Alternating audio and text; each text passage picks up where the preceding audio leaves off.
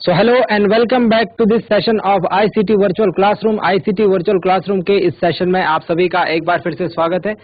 मैं उम्मीद करता हूं आप सबके सब फिट फाइन हेल्दी होंगे, बिल्कुल रेडी होंगे क्लास के लिए। मेरा नाम है Rajesh Chamora, teacher science ICT virtual classroom Dehradun से। आज की क्लास में हम लोग डिस्कस करने वाले हैं कुछ इंपॉर्टेंट एंड इंटरेस्टिंग चैप्टर्स को, जो कि हमारे बोर्ड एग्जाम के पॉइंट ऑफ व्यू से रहने वाले हैं इंपॉर्टेंट। पिछले कई बार जो है ये हमारे बोर्ड एग्जाम क्वेश्चन पेपर में क्वेश्चंस पूछे गए हैं इन चैप्टर से, और उनको ही हम डिस्कस आज की क्लास करने वाले हैं। ठीक है, तो हम लोग जो क्वेश्चन से डिस्कस करेंगे वो करेंगे आपके चैप्टर नंबर 12 से। ठीक है, प्रकाश के परावर्तन और अपवर्तन से, और देखेंगे कि किस प्रकार के क्वेश्चंस यहाँ से आपके एग्जाम में पूछे जाते हैं। तो आज की क्लास रहने वाली है इंपॉर्टेंट। आप सब लोग अपना ध्यान जो है स्क्रीन पर बनाकर रखिएगा। हम चलते हैं स्मार्ट बोर्ड की स्क्रीन पर। चलिए, तो हम लोग बात करने वाले हैं आपका चैप्टर प्रकाश परावर्तन तथा अपवर्तन, चैप्टर नंबर 10।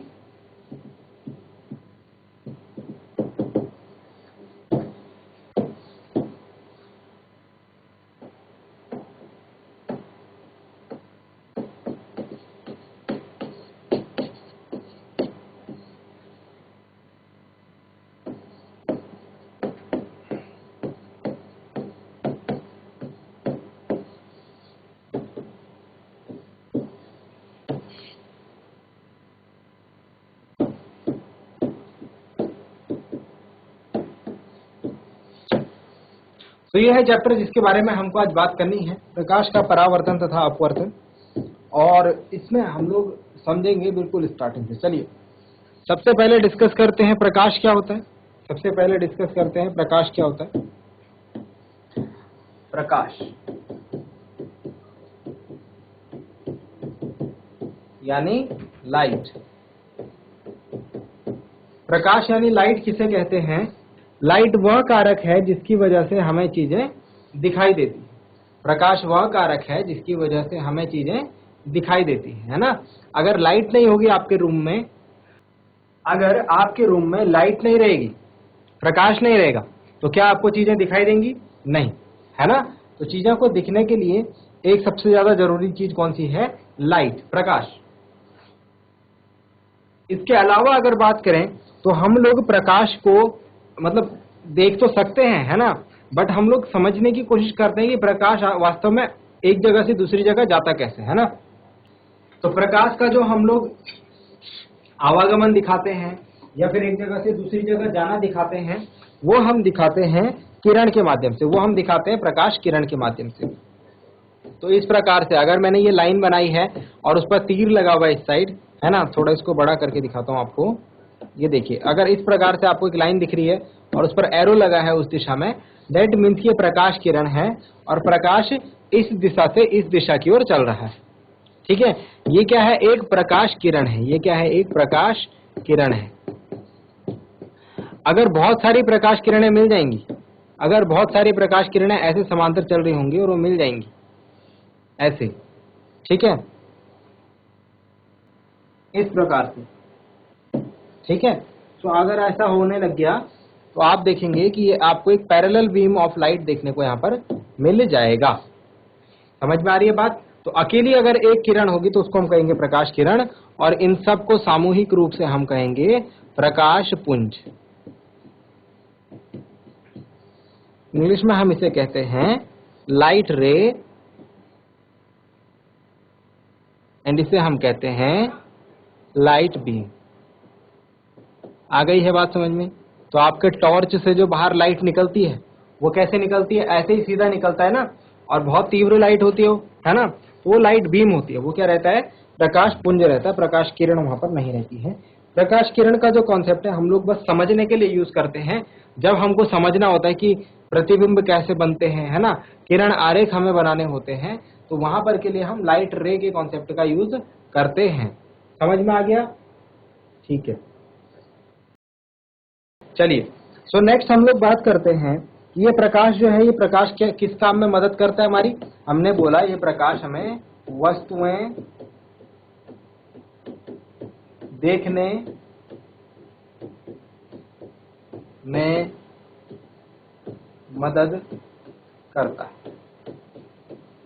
ठीक है, समझ में आ गई है बात? आपने जो है प्रीवियस क्लास में ये भी पढ़ा होगा कि प्रकाश के स्रोत कौन कौन से होते हैं, है ना। प्रकाश के स्रोत कौन कौन से होते हैं। तो प्रकाश के स्रोत जो होते हैं, कुछ प्राकृतिक स्रोत होते हैं, यानी कि कुछ नेचुरल सोर्स होते हैं। कुछ क्या होते हैं, नेचुरल सोर्स। जैसे जैसे सन हो गया, है ना। सूर्य क्या है, प्राकृतिक स्रोत है, नेचुरल सोर्स, है ना। पृथ्वी पर जो सबसे ज्यादा प्रकाश दिन में हमें चीजें दिखाई देती है वो सूर्य की वजह से ही दिखाई देती है। और जो मानव जनित स्रोत हैं, आर्टिफिशियल,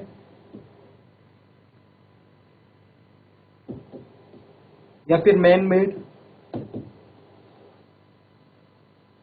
या ह्यूमन मेड, वो हो गए टॉर्च, लाइट बल्ब, है ना, एटसेट्रा।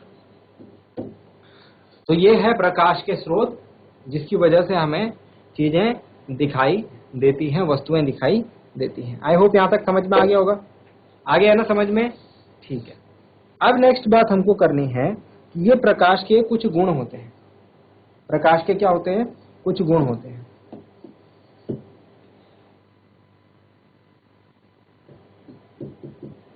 प्रकाश को हम विज्ञान की जिस शाखा में पढ़ते हैं उसे हम कहते हैं प्रकाशिकी। उसे हम क्या कहते हैं, प्रकाशिकी, ऑप्टिक्स। तो अभी तो आप इसमें चैप्टर पढ़ रहे हो, ये है ना। ये कौन से चैप्टर का पार्ट है, ऑप्टिक्स। फिजिक्स के ऑप्टिक्स चैप्टर का पार्ट है, विज्ञान के प्रकाशिकी का भाग है जिसे आप पढ़ रहे हो, ठीक है। आगे चल करके आप 11th-12th में इसको ऑप्टिक्स नाम से ही पढ़ोगे। ऑप्टिक्स नाम का आपके पास पूरा चैप्टर रहेगा, ठीक है। उसमें और भी बहुत सारी चीजें आप पढ़ोगे। तो प्रकाश किरण के जो है बहुत सारे गुण होते हैं, ठीक है। तो उनमें से हम लोग कुछ विशेष गुणों के बारे में यहाँ पर चर्चा करेंगे, कुछ एक आध गुणों के बारे में। जैसे हमारे पास होता है प्रकाश का परावर्तन। परावर्तन यानी कि रिफ्लेक्शन। जैसे प्रकाश का अपवर्तन। तो ये सारे क्या है, प्रकाश के गुण हैं। रिफ्रैक्शन गुण कह लीजिए, अनुप्रयोग कह लीजिए, है ना। इनकी चर्चा हमको करनी है प्रकाश का। इसके अलावा जो बातें आप करेंगे वो नेक्स्ट चैप्टर में करेंगे। मेनली अभी आपको प्रकाश के अपवर्तन और परावर्तन के बारे में इस चैप्टर में पढ़ना है। इसके अलावा आपको इस चैप्टर में और क्या क्या पढ़ना है, इस चैप्टर में आपको पढ़ने को मिलेंगे दर्पण, समतल दर्पण पढ़ेंगे हम सबसे पहले, जो आपके घर में लगा होता है समतल दर्पण यानी प्लेन मिरर, ठीक है। उसके बाद गोलीय दर्पण, और फिर हमको लास्ट में लेंस भी पढ़ना है। तो ये हमारे पास कुछ चीजें हैं जो प्रकाशिकी में यूज होती हैं, उनके बारे में पढ़ना है। तो मतलब बेसिक एक तरीके से आप लोग यहाँ पर ऑप्टिक्स का सीख रहे हैं। प्लेन मिरर, जो इन चीजों को यहाँ पर अच्छे तरीके से समझ लेगा, आगे क्लास में उसे प्रॉब्लम नहीं रहेगी। यही सारी चीजें जो हैं वहां पर आपको देखने को मिलेंगी। स्फेरिकल मिरर एंड, आ गया है समझ में, आ गई इतनी बात समझ में। तो ये सारी चीजें आपको चैप्टर नंबर 10 में देखने को मिलने वाली है। सबसे पहले बात करते हैं प्रकाश के परावर्तन की। प्रकाश के परावर्तन के नियम आपसे जो है पूछ ले जाते हैं। तो प्रकाश के परावर्तन के दो नियम हैं, आई थिंक सभी बच्चे जानते होंगे। प्रकाश के परावर्तन कौन सी घटना है, तो प्रकाश का परावर्तन एक ऐसी घटना है जिसमें कि प्रकाश किरण एक कैसे तल पर गिरता है, एक स्मूथ यानी कि चिकने, देखो एक चिकने और उच्च कोटि के पॉलिश किए हुए पृष्ठ पर। इसमें पॉलिश भी करनी है पीछे से, ये देखो ये क्या दिखा रहा है, ये इसकी पॉलिश को दिखा रहा है। तो जब इसके पृष्ठ पर कोई प्रकाश किरण आपतित होगी कुछ कोण से ऐसे, तो ये क्या होती है, ये कहां जाएगी, इसको दिखाने के लिए हमको सबसे पहले यहाँ पर एक अभिलंब खींचना होगा। अभिलंब क्या होता है भाई, ये तल से के साथ 90 डिग्री का एंगल बनाती हुई एक रेखा होती है, तल के साथ 90 डिग्री का कोण बनाती हुई एक रेखा होती है। तो इस अभिलंब से उसी कोण पर वापस चल जाता है जिस कोण पर ये आया था। अभिलंब से उसी कोण से वापस चल जाता है जिस कोण पे ये आया था, ऐसे।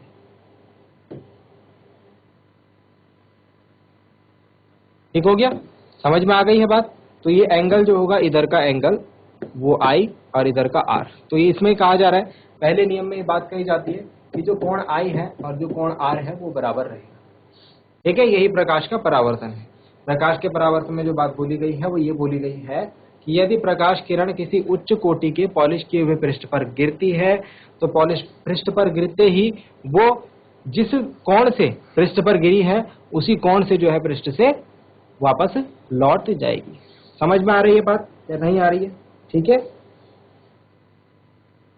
और दूसरा नियम ये कहता है इसमें आपतित किरण जो कि ये वाली किरण है, परावर्तित किरण जो कि ये वाली किरण है और अभिलंब जो कि ये वाली लाइन है, ये तीनों एक ही तल में स्थित होते हैं। तो ये था बेसिकली हमारा प्रकाश का परावर्तन। प्रकाश का परावर्तन आपको बिल्कुल रट लेना है, ठीक है, समझना तो है ही, और साथ में जो नियम है नियम आपको रट लेना है। इसके बाद सेकंड हमने पढ़े थे गोलीय दर्पण।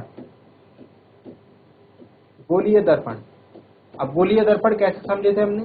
देखो, गोलीय दर्पण समझने के लिए हमको क्या करना है, हमको एक गोला एज्यूम करना है, कांच का गोला। क्या करना है? एक कांच का गोला एज्यूम। तो सपोज एक गोला है जो कि कांच का है, ऐसे। क्या है ये क्या है? ये गोला है। यहां पर देखते हैं इसे, ये क्या है? ये एक कांच का गोला है।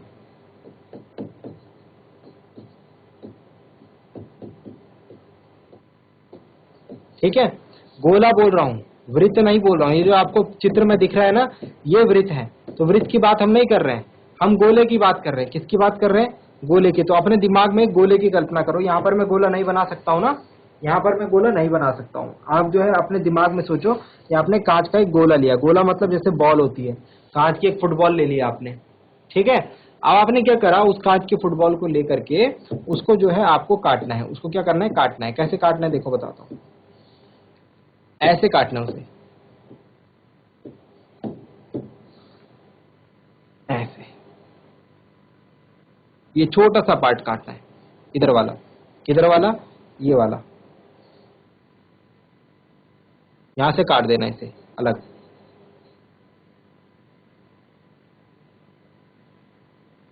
ठीक है, ये इधर वाला पार्ट काट देना है और ऐसे ही इधर से भी काट देना है।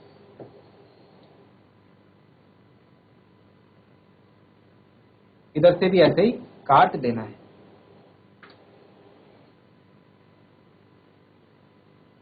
ये वाला पार्ट काट देना। आ रही है समझ में बात? तो ऐसे ये दोनों टुकड़े आपने काट देने हैं। ठीक है, अब काटने के बाद आपके पास क्या बचेगा? देखो, यहां से आपके पास तो कुछ ऐसा सा बचेगा आपके पास, कुछ ऐसी सी शेप आपके पास बचने वाली है। ठीक है, लेट मी शो यू।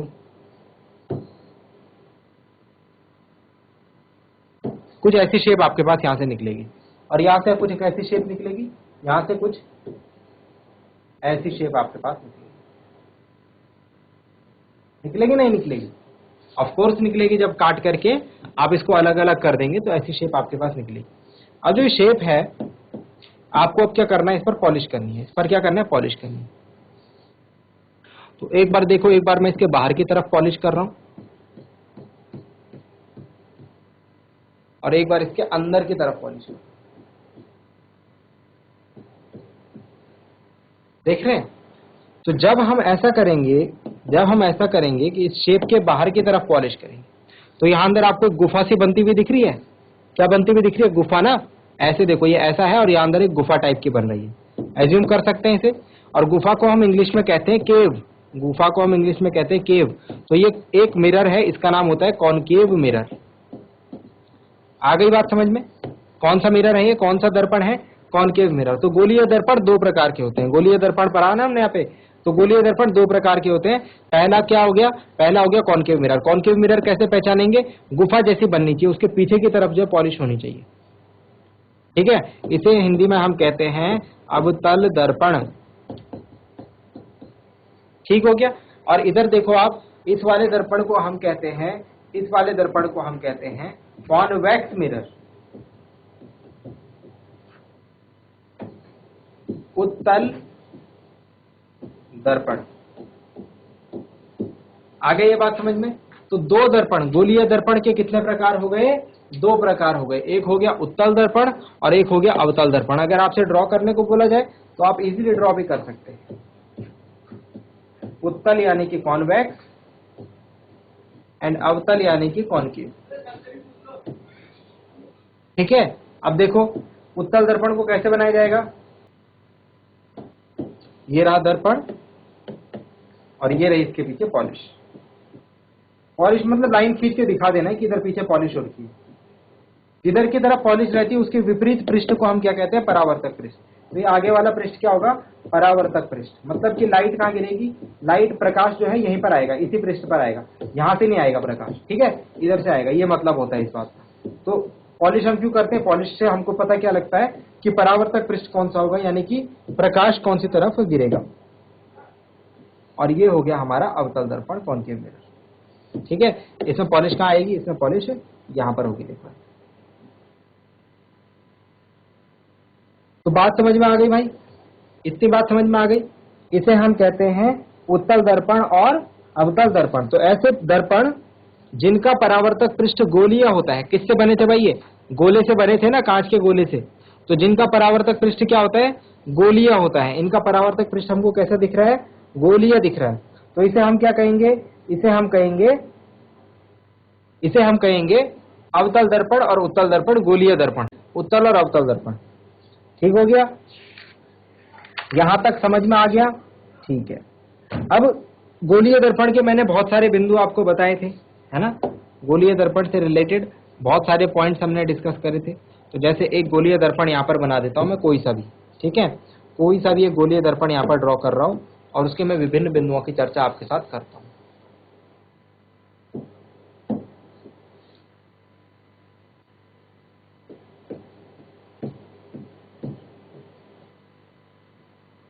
कौन सा दर्पण है जरा बताएंगे, इसकी पॉलिश देख करके इसका नाम बताएंगे, कौन सा दर्पण है ये है अवतल दर्पण। ठीक है, अब इसमें विभिन्न बिंदु होते हैं। जो ठीक बीचों बीच बिंदु होगा, यहाँ पर जो दर्पण के ठीक बीचों बीच बिंदु होगा, इसे हम रिप्रेजेंट करते हैं कैपिटल P से, और इसे हम कहते हैं ध्रुव। इसे हम कहते हैं दर्पण का ध्रुव, इंग्लिश में हम इसे कहते हैं पोल। ठीक है, दिस P इज दर्पण का ध्रुव, पोल। ठीक है, इसके अलावा यहां पर ये P से होती हुई एक सीधी लाइन जाती है, दर्पण के बीचों बीच ये P से होती हुई एक सीधी लाइन हमको जाती हुई दिखेगी, इस प्रकार से देख सकते हैं सभी डियर स्टूडेंट्स। ठीक है, ये लाइन जो है दर्पण के ऊपर होती नहीं है, बट ये काल्पनिक रेखा होती है। कैसे होती है भाई, इमेजिनरी लाइन होती है, इमेजिनरी लाइन। तो ये कैसी रेखा है, एक काल्पनिक रेखा है, यानी कि इमेजिनरी लाइन, जो कि दर्पण के ठीक बीचों बीच होकर के जाती है। ठीक है, इसे हम कहते हैं दर्पण का मुख्य अक्ष। इसे हम क्या कहते हैं, दर्पण का मुख्य अक्ष। तो ये क्या है, ये है मुख्य अक्ष। हालांकि हम इसे अवतल दर्पण के केस में इतना पीछे तक नहीं बनाते, लेकिन आप लोग इसे ध्यान रखेंगे। ये क्या है, दर्पण का मुख्य अक्ष, यानी कि प्रिंसिपल एक्सिस। ये क्या है, प्रिंसिपल एक्सिस। आ गई है बात समझ में। ठीक है, तो ये है दर्पण का मुख्य अक्ष। इसके अलावा बात करें तो अभी मैंने आपको बताया कि ये जो दर्पण बना है ये कहां से बना है, एक गोले से बना है। इस गोले से हमने जो भाग निकाला है ये दर्पण है। तो इस गोले की कुछ त्रिज्या रही होगी, यहां से अगर मैं ऐसे नापूं तो इस गोले की कुछ त्रिज्या रही होगी, और उसका जो केंद्र रहा होगा यहां पर रहा होगा, है ना। तो ये जो दर्पण है जो मैंने निकाला है यहां से, ठीक है, इससे जो दर्पण काटा है मैंने इस गोले से, ये भी तो उसी का भाग है। तो जो गोले की त्रिज्या होगी वो इस दर्पण की वक्रता त्रिज्या कहलाएगी, सेंटर ऑफ कर्वेचर। उसे हम C से रिप्रेजेंट करते हैं, और C और P के ठीक बीच में एक बिंदु रहेगा जिसे हम F से रिप्रेजेंट करेंगे। इसे हम कहेंगे दर्पण का मुख्य फोकस। आ गई ये बात समझ में। यहां पर हमने बोला था P से जो F की दूरी होती है इसे हम स्मॉल f से रिप्रेजेंट करते हैं, यानी कि फोकस दूरी, और P से C के बीच की जो दूरी होती है इसे हम कैपिटल R से रिप्रेजेंट करते हैं, यानी वक्रता त्रिज्या। वक्रता त्रिज्या और फोकस दूरी में एक संबंध होता है, यानी वक्रता त्रिज्या जो है वो फोकस दूरी की 2 गुना होती है। तो ये संबंध भी हमने याद करा है, इसे भी नोट डाउन कर लें। सो आपको आज की क्लास कैसी लगी? मैं उम्मीद करता हूँ आज की क्लास आपको पसंद आई होगी, अच्छा लगा होगा, कुछ नया सीखने को मिला होगा। कंटिन्यू कीजिए क्लास, हमारे साथ जुड़ना स्टार्ट कीजिए, अपने डाउट्स पूछिए, जो चैप्टर आप पढ़ना चाहते हैं उसकी बात कीजिए, वो बताइए हमें, ठीक है? उसको पढ़ाएंगे। चैप्टर से आपको डाउट्स रहते हैं, जहां से आपको क्वेश्चन समझने में दिक्कत होती है वो बताइए, ठीक है? सो अपनी समस्याओं को यहाँ पर बताएंगे, वही चैप्टर्स हम लोग पढ़ेंगे। मैं उम्मीद करता हूँ अगली क्लास में आप लोग मिलेंगे और हम लोग अगली क्लास में एक नए और इंटरेस्टिंग टॉपिक को डिस्कस करेंगे। अगली क्लास में मिलते हैं एक नए और इंटरेस्टिंग टॉपिक के साथ। क्लास से जुड़ने के लिए आप सभी का बहुत बहुत धन्यवाद। Thank you very much and have a nice day.